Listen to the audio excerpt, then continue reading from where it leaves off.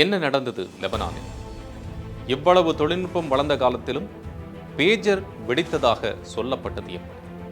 இந்த பேஜர் எங்கிருந்து வாங்கப்பட்டது? இஸ்ரேலின் மொசாட்டினுடைய வேலையா இது? வாருங்கள் பார்க்கலாம்.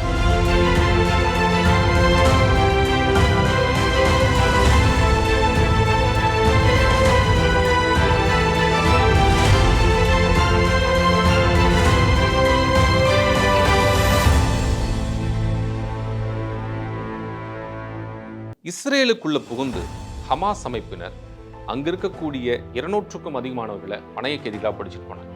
இது போன வருஷம் நடந்த சம்பவம். இதுக்கப்புறம் தொடர்ச்சியா நம்ம பார்த்துட்டே இருந்தோம் அப்படின்னா இஸ்ரேல் ஹமாஸ் அமைப்பினர் மீதும் பாலஸ்தீனத்தின் மீதும் தொடர்ச்சியாக குறிவைத்து தாக்குதல் நடத்திட்டே இருக்கு.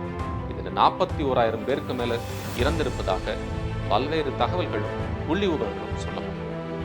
அதே சமயம் ஹமாஸ் பிடிச்சு வச்சிருந்தாங்க இல்லையா அந்த பணைய கைதிகள் 200 அதுல 100 பேரை முதற்கட்டமாக விடுவிச்சதாகவும் அதுல 8 பேர் அங்கேயே செத்து போயிட்டதாகவும் இன்னும் 100 பேர் அங்க இருக்கிறதாகவும் சொல்லப்பட்டு இஸ்ரேல்.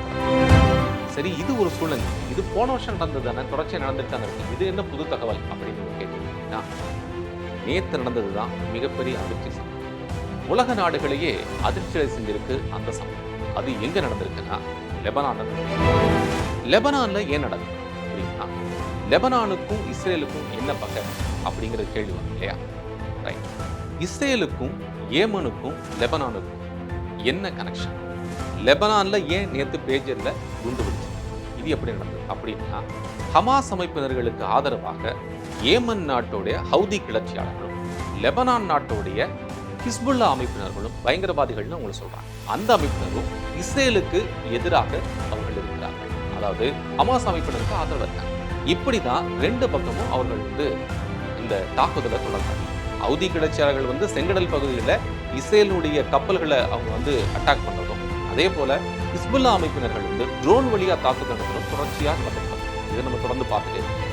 அதே சமயம் அமெரிக்காவும் இஸ்ரேலுக்கு ஆதரவாக அங்கங்க இந்த ஹவுதி கிளர்ச்சியாளர்களையும் அதே போல ஹிஸ்புல்லா அமைப்பினரையும் தாக்கிடுறாங்க. இது லெபனான்லையும் நடக்குது, அதே போல ஏமன்லையும் நடக்குது. இப்போ நேத்து லெபனான் நடந்திருக்கக்கூடிய மிக முக்கிய குண்டுவெடிப்பு உலகத்தையே அதிர வச்சிருக்கு அப்படின்னு தான் சொல்றாங்க. இதுக்கு இஸ்ரேல் காரணம் அப்படின்னு ஹிஸ்புல்லா அமைப்பினர் குற்றம் சாட்டுறாங்க. ஏன், எப்படி அப்படின்னு பார்த்தா, எங்க இருந்து உருவாகுது இந்த விஷயம் பார்த்தா, பேஜர் மூலியமா இந்த குண்டுவெடிப்பு நடந்ததா சொல்லப்படுது. இதுதாங்க ஃபர்ஸ்ட் பாயிண்ட். பேஜர்ல குண்டுவெடிப்பா? என்னப்பா இது அதிசயமா இருக்கு.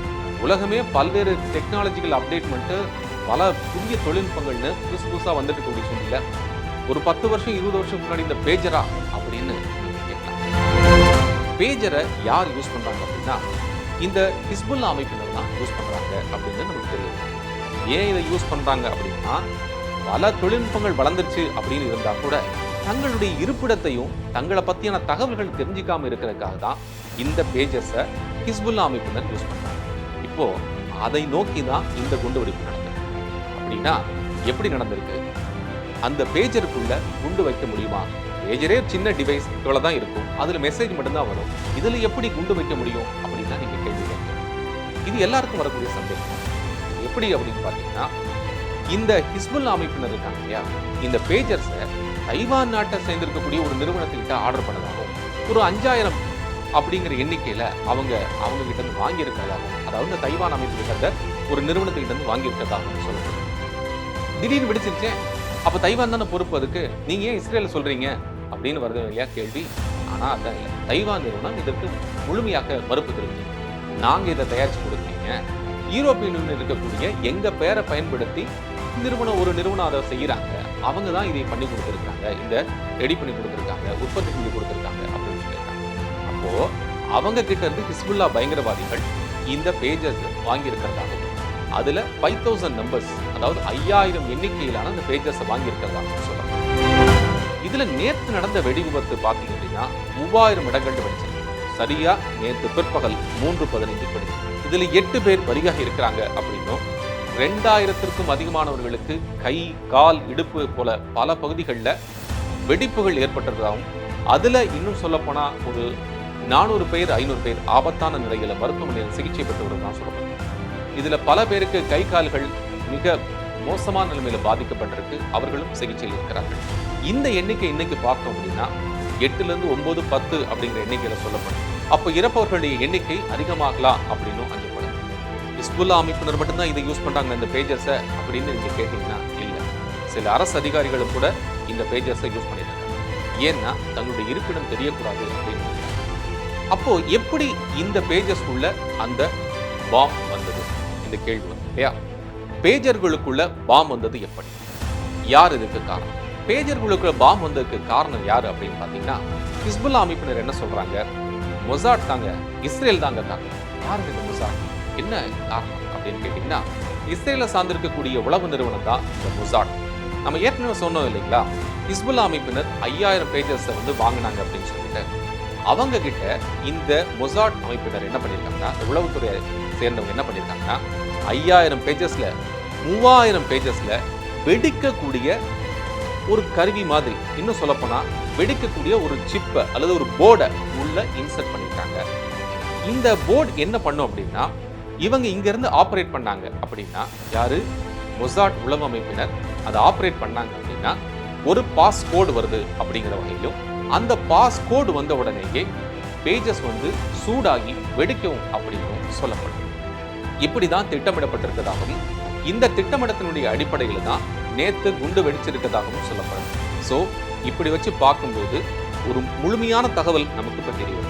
எப்படி அப்படின்னா, ஹிஸ்புல்லா அமைப்பினுடைய குற்றச்சாட்டுப்படி பார்த்தோம் அப்படின்னா, மொசாட் அமைப்பை சேர்ந்தவங்க அந்த பேஜர் தயாரிக்கப்படும் போதே, அதாவது இவங்க 5000 வாங்குவதற்கு முன்னாடியே அதுல 3000 நம்பர்ஸ்ல 3000 எண்கள்ல 3000 பேஜஸ்ல அந்த சிப் அந்த போர்டை வந்து இன்சர்ட் பண்ணியிருக்காங்க அப்படின்னும், அது உடனடியாக ஆக்டிவேட் பண்ணப்படும் போது அந்த பாஸ்கோடு வரும்போது அது வெடிக்கக்கூடிய வகையிலும் செட் பண்ணியிருக்காங்க.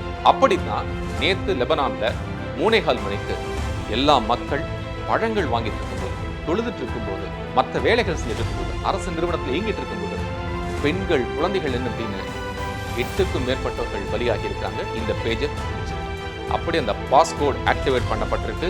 யாரால? இஸ்ரேலினுடைய மொசாட் உளவு அமைப்பு. இப்படித்தான் நேற்று இந்த கொடூர தாக்குதல்.